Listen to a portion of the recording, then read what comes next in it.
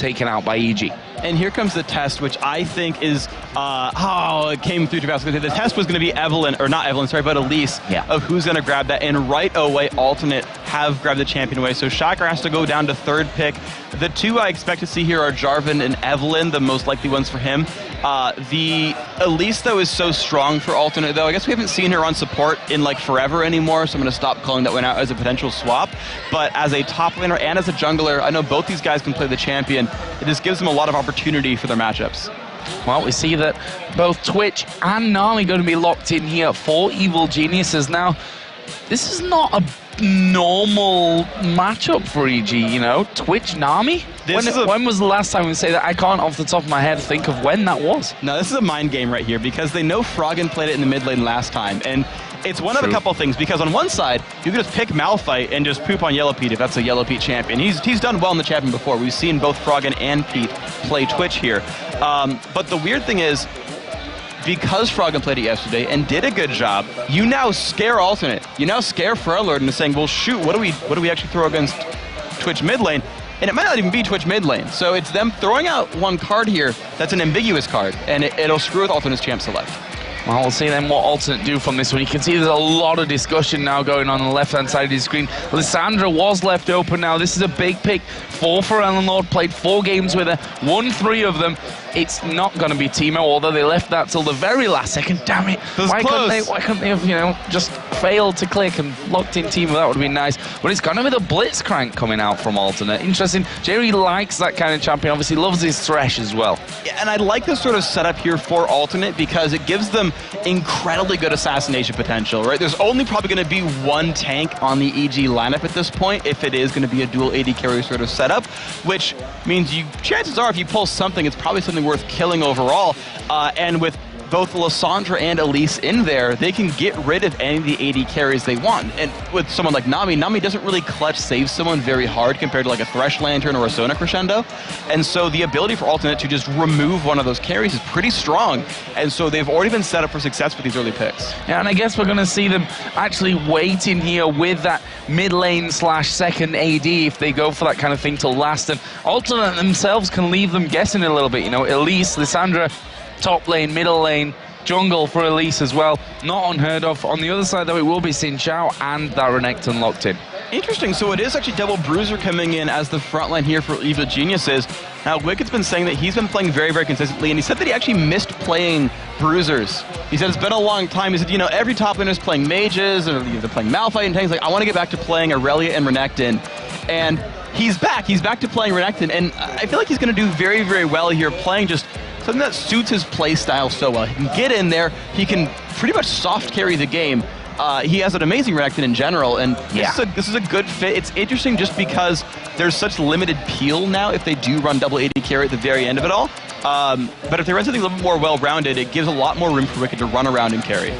Well, let's have a look here. We have the beauty of watching Wicked play against Ninjas in Pajamas earlier on in the scrim with Renekton. We can tell you it was pretty beastly in what we saw from that one before we had to move in to our first games of the day. But right now, Alternate going to be locking in the Malphite and the Varus, which almost certainly tells us that Elise is going to go to Aranea in the jungle. And there we go. The Malphite is so important here because Twitch has no innate escape tools for a Malphite, and he's so attack speed based, right? He comes out of stealth with the Q. His ultimate only lasts for a few seconds. You ground slam that guy after knocking him into the air with the Malphite Unstoppable Force, and you've nullified almost all of the effect of the Twitch ultimate, and you've cut down what he's supposed to do in a team fight. I like that they grabbed Malphite finally. They tried to see if EG would pick double AD carry at the very end there. EG waited for their presumably mid lane pick here at the very end, but it's a very smart choice there. You kind of would have seen it coming, and now you've got an interesting matchup because you've got Wicked potentially fighting a Malphite who's going to like to stack armor and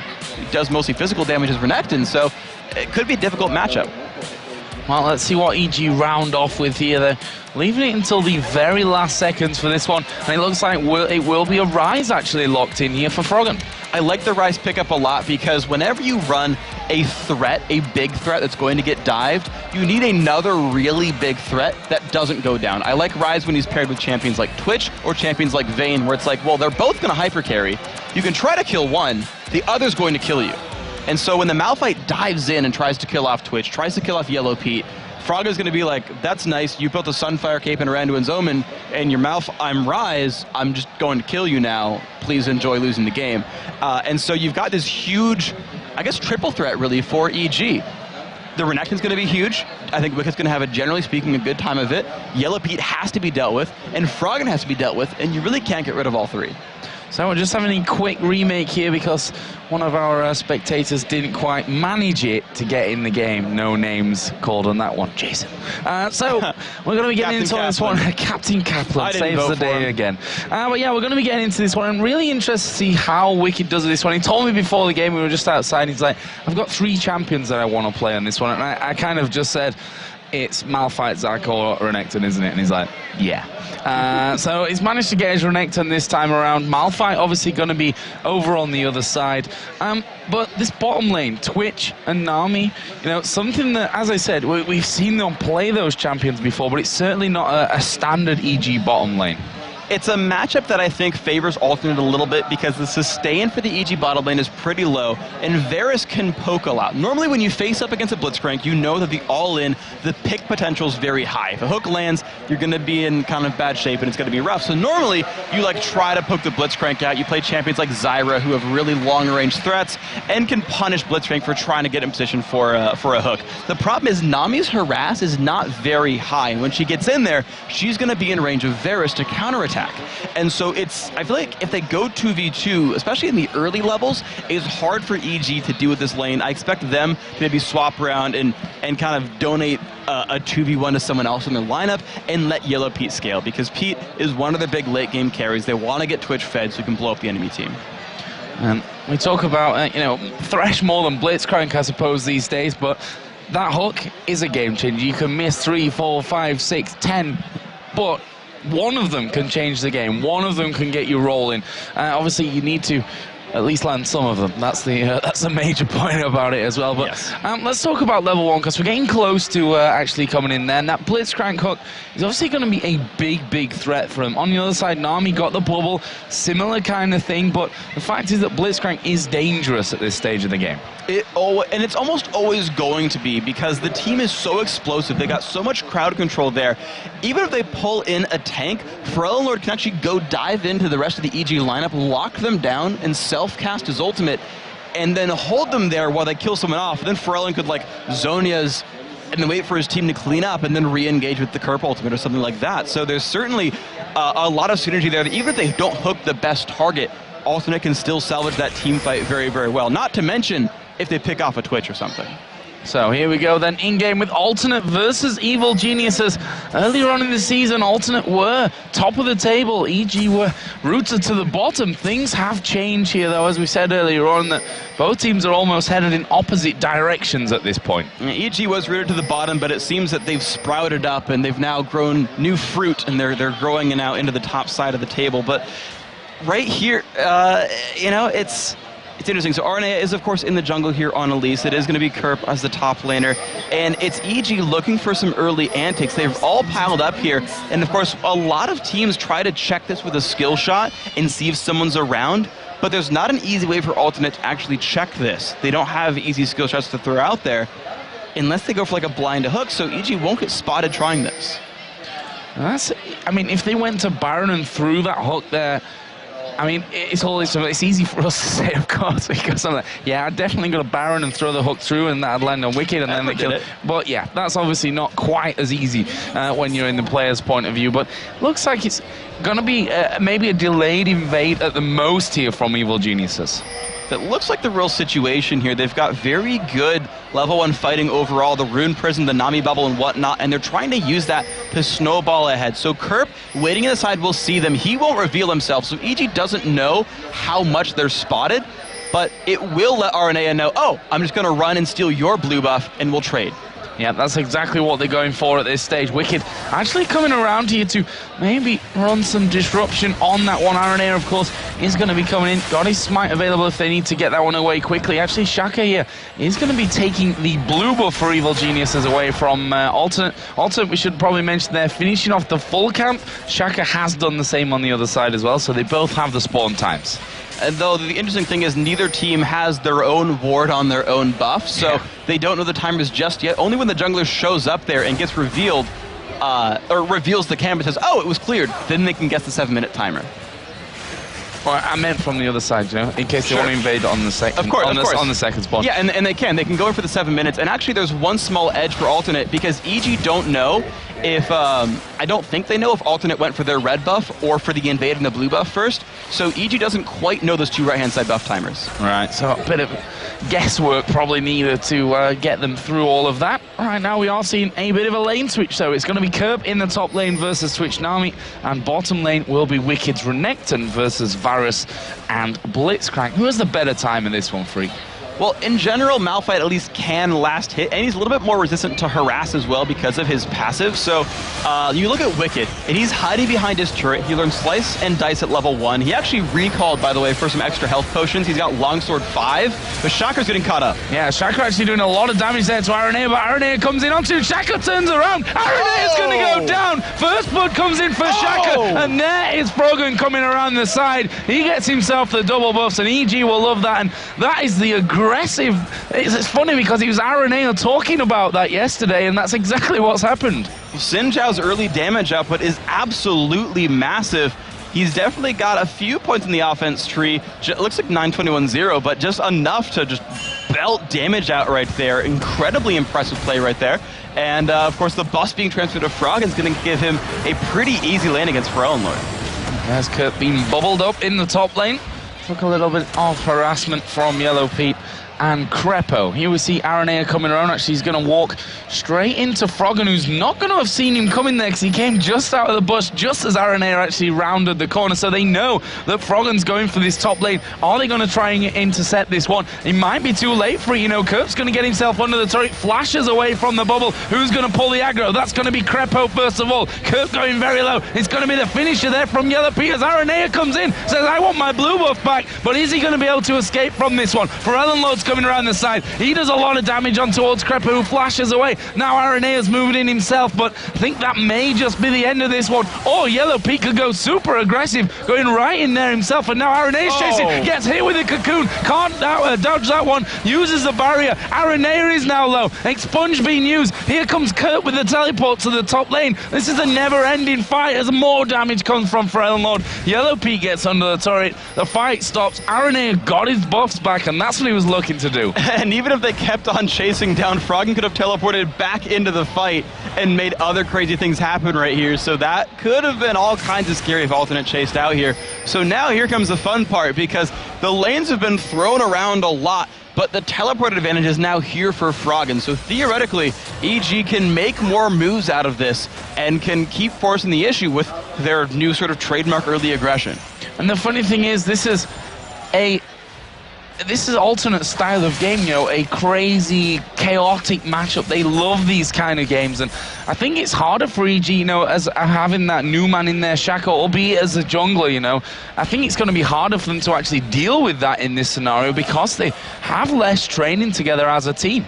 Well, and you got to look at this. Shaka keeps throwing things into the works. He gets cocooned out, though. Here comes Aranea. Down to half HP already. That red buff, of course, on him. There is the jump over, and Shaka is a dead man. Now they may be able to tie down Froggen as well. Frellenlord putting in good damage there. Another couple of hits not going to come in there as Aranea gets hit by the turret, but that's another one picked up here, and it puts Frellenlord at 2-1-0. Let's not forget his amazing Lissandra play, or when we look back towards, you know, the likes of DreamHack, where alternate were on fire and went 5-0 in our first weekend. And Frellenlord doing an amazing job right here. Froggen taking a bunch of damage. Ooh, good repel, get him out of that one. And this is what Aranea talked about yesterday when he said that Shaka was sort of over-aggressive to a fault. Basically, Ara planned for this one and more or less got a counter gank. Just walked up, cocooned him in the face and said, okay, 2-on-1, easy kill, thank you very much. And that's the kind of things that alternate can turn around. You notice that despite EG's crazy sort of level 2, get a bunch of kills, double buffs on Froggen, holy crap, 3-3 equal gold. And Lord's actually gone in for that early blasting one here as well, so he wants that initial power in the lane, and probably going to be trying to dominate Froggen, who's got that tier stacking up, got the mana crystal in there as well, so we'll see how that one all goes down. Lord is 5 now, so he's not going to be too far away from that ultra level as Wicked here. Going to go in on towards White Knight. Jerry going to walk around the side as well. They noticed that Shaka was going to get involved in that one, and they decided they didn't want any part of it. It was a good time for EG to pick a fight because the lane was starting to get pushed down, and they didn't want to get frozen out of it. So Wicked came in on a White Knight, tried to bait cooldowns because Shaka was coming to support him.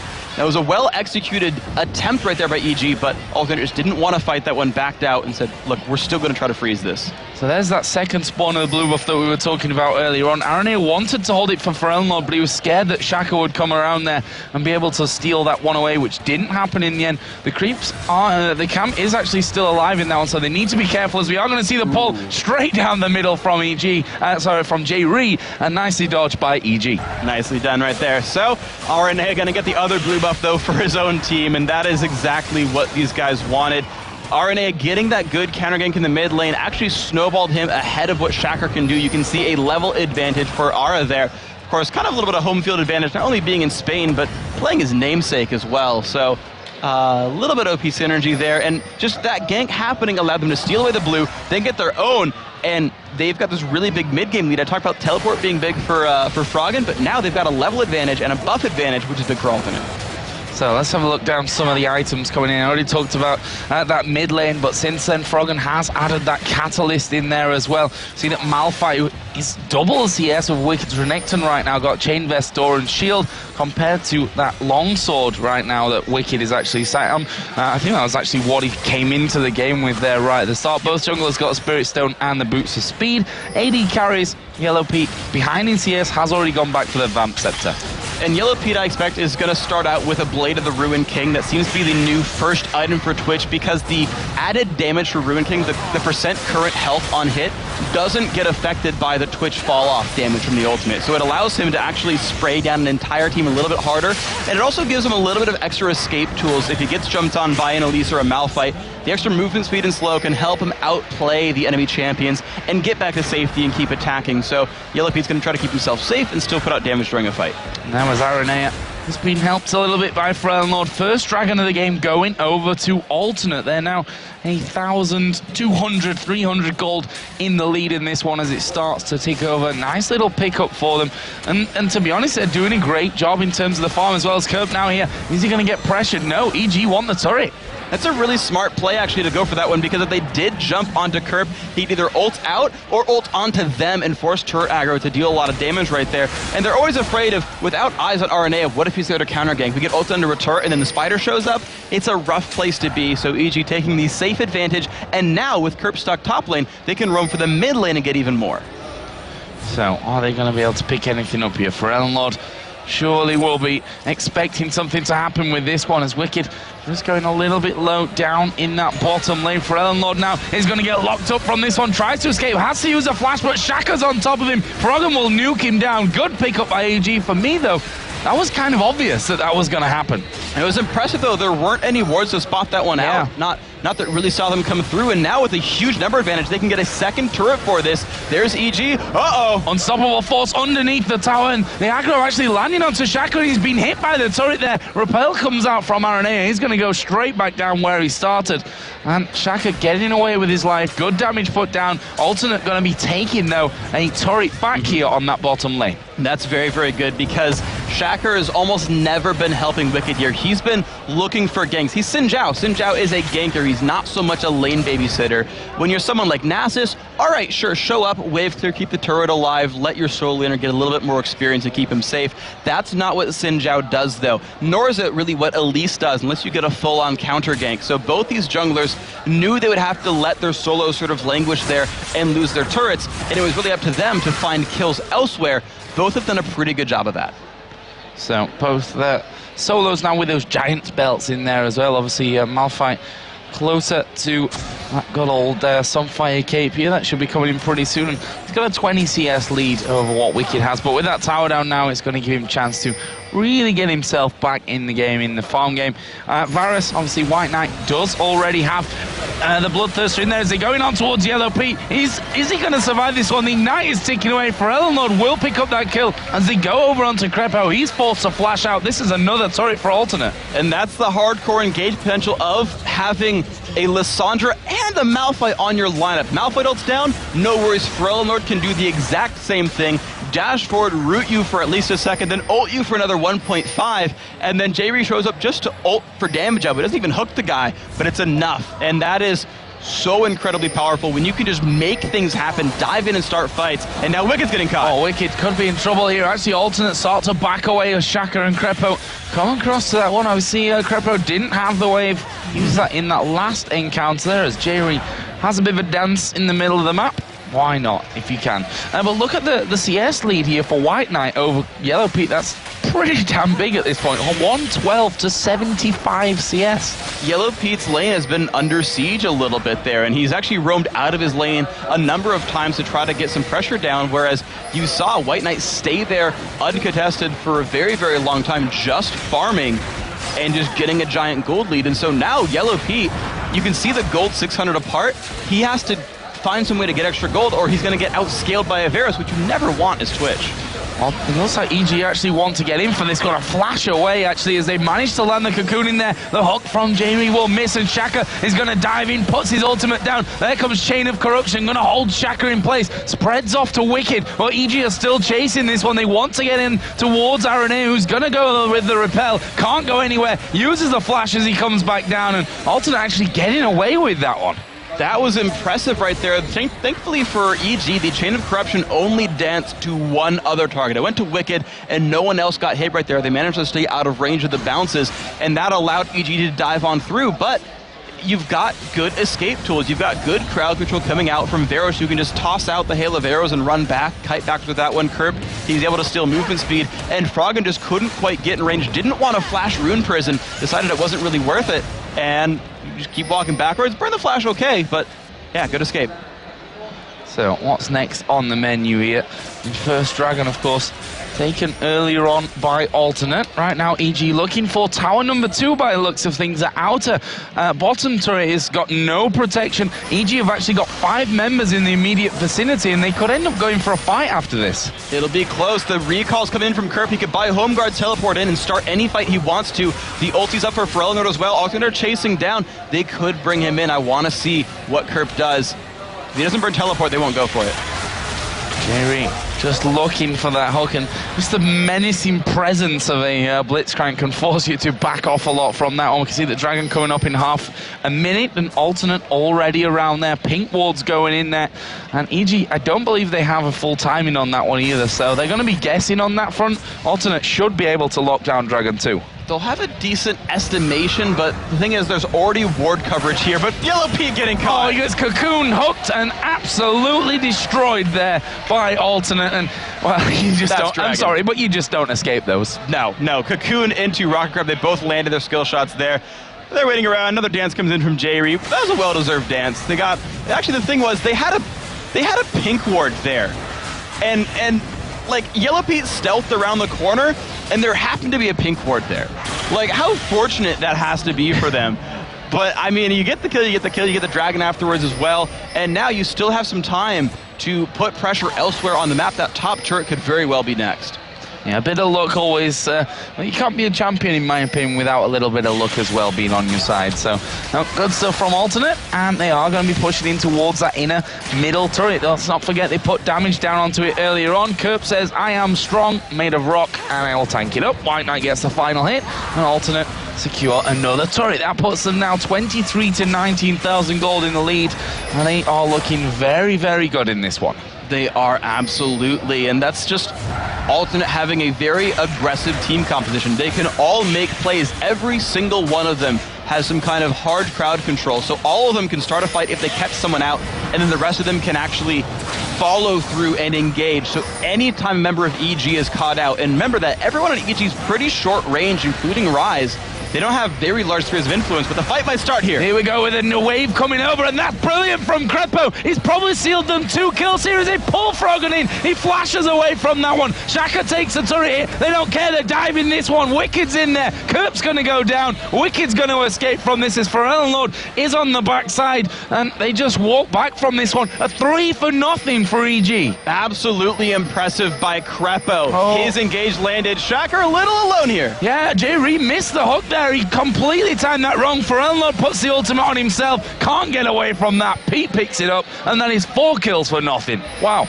Yeah, I guess being alone versus 2 champions, one of whom being the support, not that scary, and just brought his team back down from that prior fight. So EG is turning that around. Krepo landing the ult into the bubble right there for the double knockup, and then everyone following through. Wicked and Shacker got there. Froggen got there. Yellow Pete just started throwing arrows out there, because why not? That was amazing. Getting 2 free kills off of that. You can't turn that fight around. Alternate should have just turned tail and ran. They let up 2 extra kills because they didn't. Yeah, I'm kind of surprised that Pharrell Lord took the route that he did there. Always going to be dangerous to back into your jungle. And you saw J-Ree went for the hook to try and save him, but not quite going to work things out there. So, EG, after that, just with that little moment there, they're now only 600 or 700 gold behind. So they've brought it right back in just the blink of an eye, taking down two turrets in the middle lane as well. And that's how quickly these games can swing. Absolutely. Whenever your teams have good catching potential, which is hard to do when you've got 9, but is definitely possible, it's a little bit easier to do when you're alternate, but when you have the potential to catch someone out, you're going to start fights like this. Imagine if all of alternate were there, they would have a 5v4 could start. Instead, it's actually EG with the numbers advantage. They can start a battle even easier as Frelnor is stuck on the other side of the map. Yeah, he's going to be pushing that one up as much as he can. He didn't match Froggen and go with a teleport for this one, so he's not going to have that one available to him. And look at that. Bit of a kill squad set up from alternate inside of that brush. They're going to have Renekton and Nami coming in. Aranea just trying to bait them out here as he hangs. And, well, Wicked not falling for that one. Just watch him going, but the cocoon will land. Could be in trouble. There's a pull from J-Ree. Tidal Wave comes around. Wicked decides to stay. He goes back in, goes away. There's Unstoppable Force. Wicked is down. The chain encroachment spreads to Krepo. Shaka is there. We're going to be seeing Froggen coming into this one as well. Can they actually follow on? They decide not to go for the chase. An alternate say, right then, we're coming right back at you, clearing out the waves. They might be happy with just a turret here. Yeah, Frelord came up from the bottom lane, walked his way there, got about the same time as Froggen, and this allows them to turn that turret kill, that champion kill into a turret kill as well. And I was just going to say that I really like Frelord's option to split push on the bottom side, especially now with Froggen's teleport down, because Alternate's 4-on-4 team, their non-Frelord team still is fully functional. Frelord fulfills the exact same role that Kerp does of hardcore engage and heavy magic burst damage. If Frelord leaves that team fight, they still have that same role there on the team. They've got everything else that they still need. Whereas if Froggen is gone, it's one of their primary carries. They no longer have magic damage output. They no longer have a carry that's not Twitch. And when you've got a team that likes to dive and assassinate people, which you do when you have Malphite and Elise, when Yellow Pete dies, there's no cleanup potential for EG, which you actually saw there. Pete wasn't in the fight. Froggen wasn't in the fight. They burned all their ults just to kill Wicked, and nothing happened to them. The other option that they've got now that Kerp's teleport is, I think I'm going blind. I think he's got about a quarter of the cooldown still left on that one. So now it's going to be up pretty soonish. He's got the option then of coming in, which, you know, Froggen then will be forced to match that. His teleport's going to be off cooldown later. So it doesn't take a genius to figure that one out. Who's going to be helping their team out more when it comes to that one. Right now, Friendlord's going top side of the map. Maybe try and catch out Yellow Pete. And here we go. The Claw of Doom coming in. The ultimate put down. Yellow Pete's going to try and live this one out. He gets his ultimate running here. Friendlord literally just waiting for those cooldowns, uses the Zhonya's. He's going to go chasing straight back after Yellow Pete, who he's been chased left, right, and center. Arenea's coming across the side of this one. He's going to try and escape from it. There we go. They're going to chase in, and, well, he's still waiting here. Is he going to get over? No, he's not. Sniped from the side. White Knight comes in, and there is Kerp actually getting chased down by Froggen and Wicked. White Knight said good night right there to Yellow Pete, decided that my color is better than yours. Sniped him out on the side. D-Man crashed cracking up on the left-hand side right there. But of course, don't forget the old school Frog and Wicked combo. They can dive in there and crush you out. However, they are outnumbered on the top side of the map. Alternate could take this one. There's a chance for no, there's no smite for Shocker. This could be easy. No smite. Is he going to go in for it and try and just, hit it even? He'll see him go into this one. Baron is low, but Shaka is going to take down Jerry. The tidal wave comes across. Forellenlord going low. Shaka's going to dive to Forellenlord here. As we see, the Baron has been kept alive from this one. He's on tender hooks right now. Are they going to be able to finish off? RNA going low. The Baron is absolutely ripping them to pieces. And EG themselves now keeping this one alive. Baron is still alive. Froggen going low. Kurt's right on top of him here. Is he going to be able to escape? The snipe from White Knight from the side. Crepo comes around the back. Double kill for White Knight. They might be able to get more. Baron has finally reset. An alternate disengage. 3 for 2, but it might not be over just now. Crepo puts the ward in there. Forellenlord turns around. Manages to bubble up Kerp. Can they get more? No! Double kill for White Knight. Brilliant. Back-to-back double kills there for White Knight. Remember, he got Yellow Pete a second ago. He's 5-1-3 on Varus. If you are hitting on White Knight and blaming him for Ultimate's losses, not right here. White Knight playing amazing. Bloodthirster Last Whisper going towards Infinity Edge. The guy's going to snipe people out. And look at his adaptation as well. He went Ninja Tabby knowing his only way of dying is by Twitch, the Sinjao, and the Renekton getting on top of him, and says, fine, I'll add some armor to make sure it doesn't happen to me. Smart stuff. Alternate here.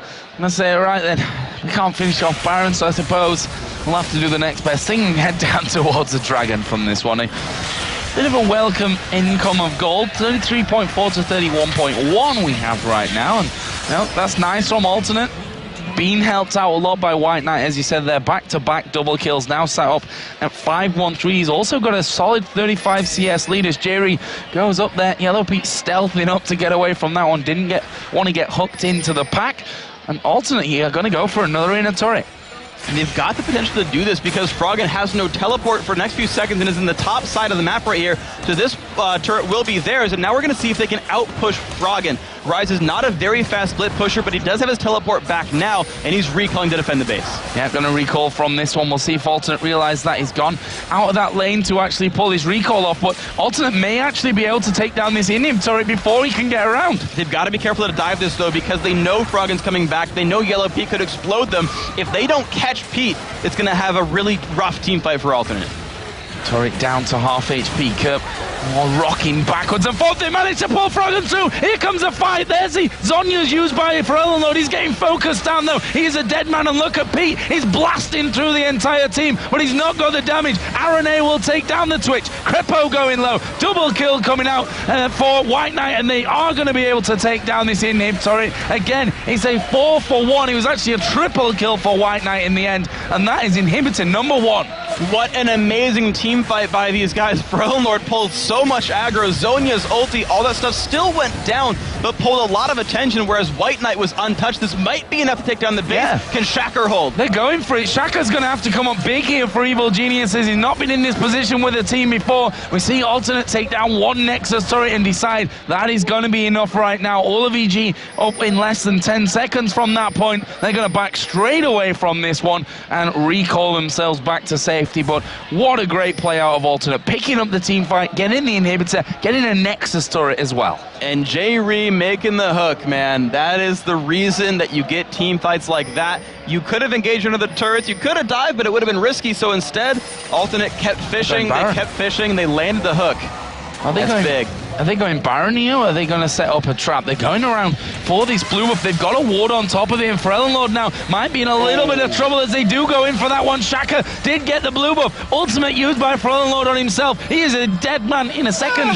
Sonya's up there last second, but Shaka will finish that one off, and they're going to turn around. It's a 5v4. Yellow Pete's very low, though. They need to be really careful here. Kerp has his ultimate, but Yellow Pete has a lot of lifesteal. He has Vamp Scepter into Infinity Edge, actually, so every crit will fight, so you're seeing 21 to 40 health each time. Kerp has his ulti, but I don't think they can win this easily. Here comes Alternate. There comes the wave out. Yellow Pete going low. Is he going to die? He flashes away. He's still alive and he can still do damage. Wicked is going low. There's the kill for Froggen. We see Wicked still alive somehow there at the back. Kerp going to be dropping very low. He tries to escape, but it's a double for Froggen. Meanwhile, Crepo is chasing J-Ree around the map for this one. J-Ree turns around. Crepo finishes him off, and that will be a 4-for-1. I've said those numbers before, but this time it's EG.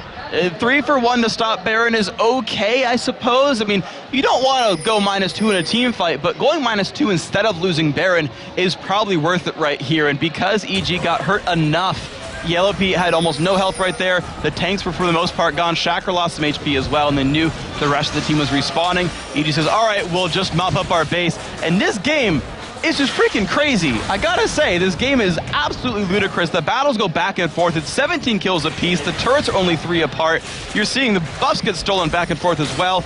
So let's take stock of where we are. Let's get back and realize what's going on. I want to fight. Oh, we are. And I might get interrupted by Svenskaran or someone else, but for now, they're not fighting just yet. So the tanks, the junglers are becoming tanks. Shacker is going for Aegis. RNA has Aegis. He also got the Locket of Iron Solari as well, so they are beefy guys in the front line.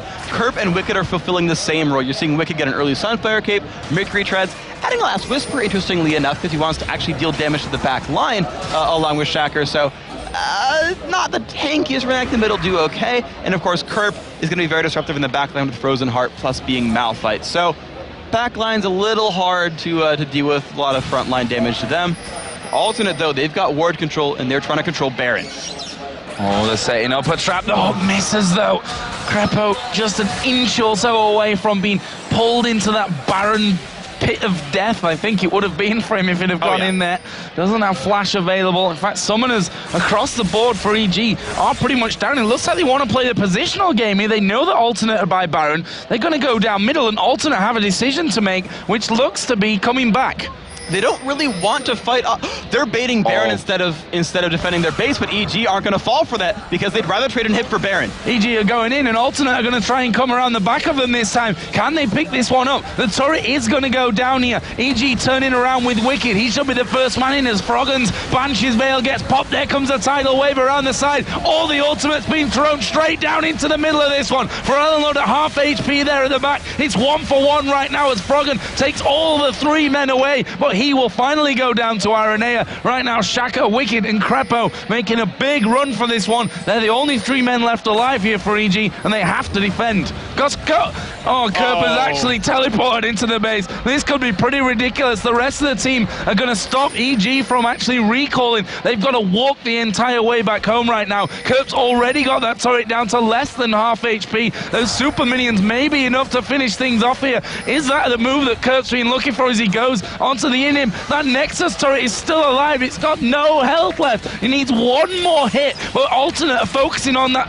inhibitor turret. They managed to take that down, and they back away. He could have traded his life for that turret. However, it would have left Baron on the table. This will slowly regenerate.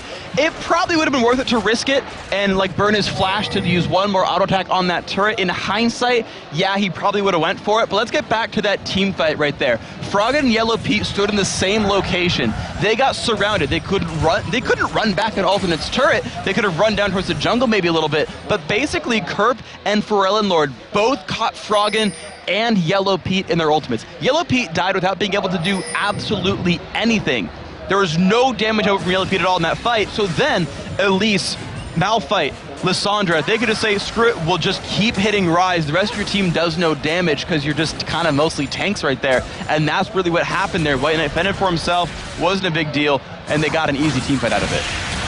So, Dragon here, going to be picked up by Alternate. We're half an hour into this game and it's seen so much action, it's ridiculous. And for those of you on Reddit that were complaining about EG's playstyle, apparently it took a 17-year-old to come in here and completely throw that one into the mixer. Because now this is an action-packed encounter to say the least. That inhibitor in the bottom lane has now respawned. They've still got a wave of super minions coming up here, so they may try and use that to wedge themselves in there and take that inhibitor out once again. The Banshee's Veil of Froggen has gone down. Alternate is starting to move in. There's a bubble on towards Lord. We've got Kerp right in the middle as the tidal wave comes out. Lord taking a lot of damage. Where are they going? It's Froggen that gets pulled out, but no one's focusing him. White Knight going to get exploded in this one. Lord's low. He has to use his Zhonya. There is Wicked trying to back away on towards the fountain as Froggen is very low here as well. A flash in from Kerp will secure them that kill, and right now EG only have 2 men left. It's the support and it's Wicked on Renekton. This Inim's down. This could be the game. He's got Home Guard though, he's got full health and mana. They can re-engage for this one, but the minions might be too much. It's gonna be close. Oh, there's a bubble coming in onto 2 of them. Wicked goes in the back. That's 1 kill. Can they get the second? Yes, they can. Crepo gets that one. In fact, it's a double kill for Crepo. The Nexus turret has gone down though, but Crepo and Wicked have managed to hold on to this game for 1 little bit longer. They're not done just yet. Flash away from Aranea, and Wicked decides to back off. Insane. Here comes the big difficulty though, because there's no turrets left in the base at, wait, there's 10 turret kills. What turret am I missing right there? Oh yeah, the mid lane hasn't gone down, of course. So there's actually only 1 inhibitor. Like, I assumed that with Nexus turrets dead, there must not be a middle turret left, but there is. So 10 turrets down, the top inhib's alive, the middle inhib's alive. EG has enough time because of the respawn timers to rush down Baron. Hope to God that Kerp doesn't stop them here, because we've seen Baron kill teams 7 times this game so far. And then if they can hold that, they can hold their base and get a ton of farm from the inhib death.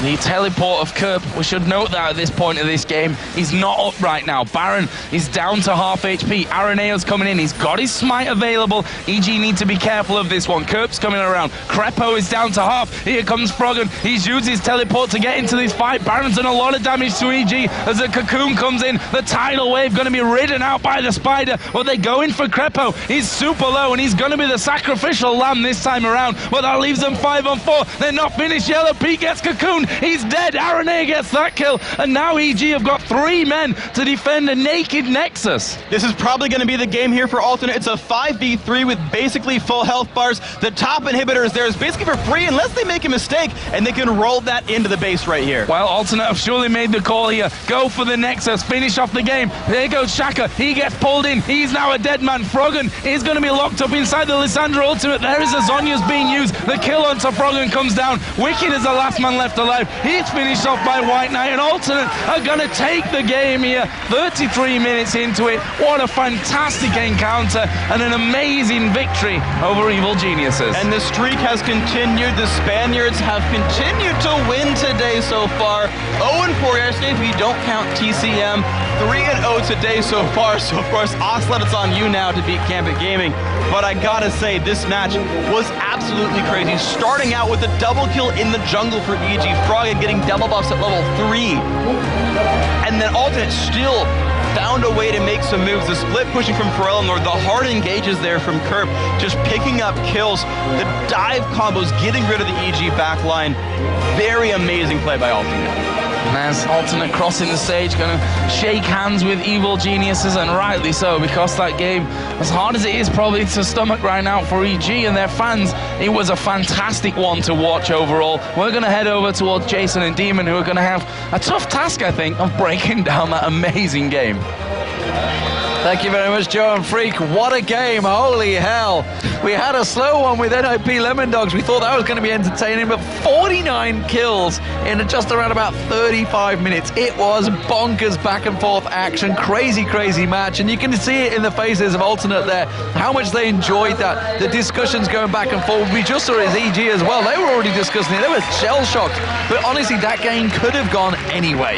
It was so back and forth. I wasn't sure we were actually watching Evil Geniuses right there because of the aggression that we saw to them, and not to mention Alternate finally being aggressive after their first couple of weeks when they were at the top of the tables, and maybe they realized, you know, we're not number 1 anymore. Maybe we need to change something up, be aggressive, and the throws back and forth, it was like they're playing catch, Steven.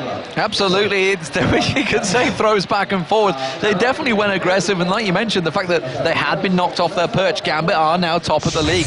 Over to Gambit to see if they can win their next match, but of course that's going to be up against SK Gaming, which is going to be a pressure situation for SK themselves. But let's talk about this game. Let's go through these replays because we've got a couple of them.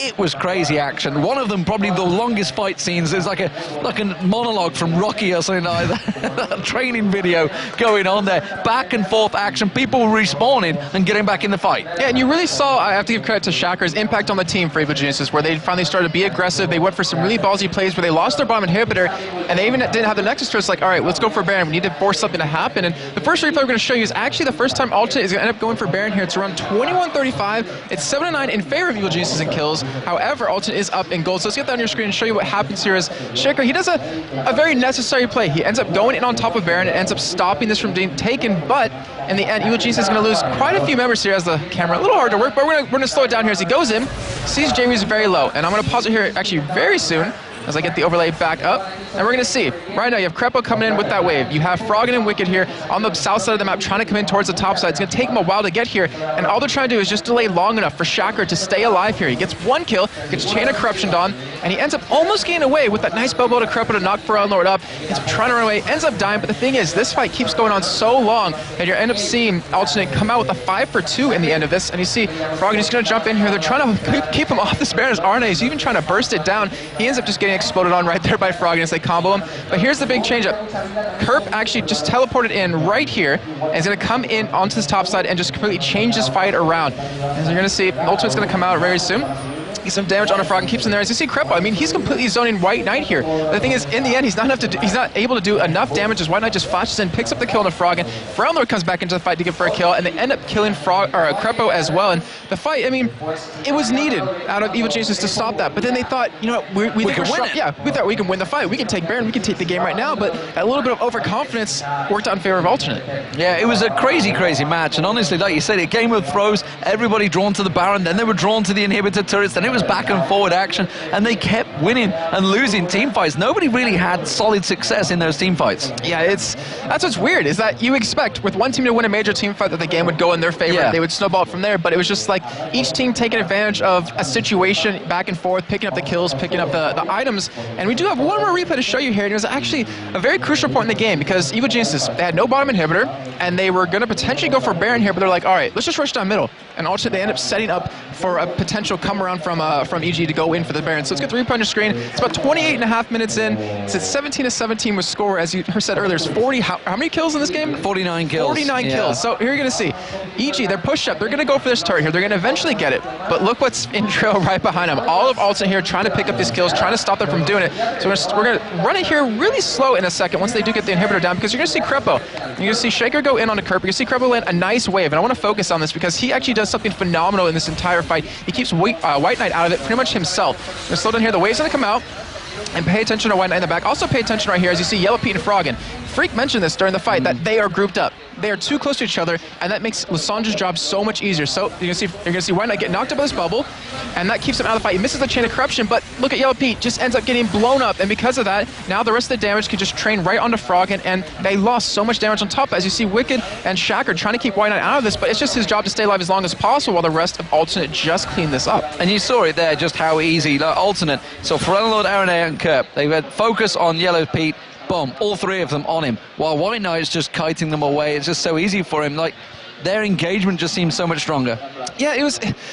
I want to say if they maybe took the turret then spread out inside the base of Alternate, they might have had a better chance, because that way Throne Lord could not lock down both of the big damage dealers out of Evil Geniuses. But still, in the end, I mean, Crepo kept White Knight out of the fight the entire time, just with the bubble, with the wave, and yet he didn't do any damage, missed a Chain of Corruption, and they still won that fight that heavily just because of Throne Lord. Absolutely fantastic performance, and it does, of course, mean that Alternate step up the table once again. They're going to hold and secure their second place. We're going to go over to Soxo on the main.